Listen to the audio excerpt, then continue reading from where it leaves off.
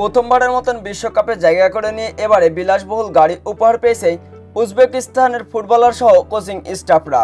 বিশ্বকাপ শুরু হওয়ার আগেই উজবেকিস্তানের প্রেসিডেন্ট তিনি বলেছিলেন, যদি এবারে বিশ্বকাপ খেলতে পারে উজবেকিস্তান, তাহলে উজবেকিস্তানের প্রত্যেকটি ফুটবলার এবং কোচিং স্টাফকে দেওয়া হবে একটি করে বিলাসবহুল গাড়ি।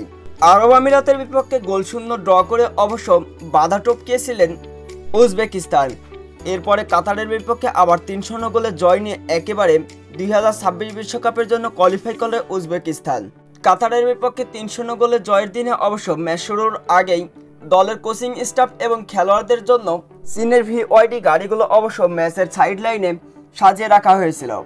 বিশ্বকাপ নিশ্চিত করার সাথে সাথে অবশ্য উজবেকিস্তানের প্রত্যেকটি ফুটবলার এবং কোচিং স্টাফদের জন্য বিলাসবহুল এই গাড়িগুলো সাজিয়ে রাখা হয় দাগা আউটের বাইরে। দক্ষিণ এশিয়ার দ্বিতীয় দল হিসেবে অবশ্য বিশ্বকাপে কোয়ালিফাই করে উজবেকিস্তান।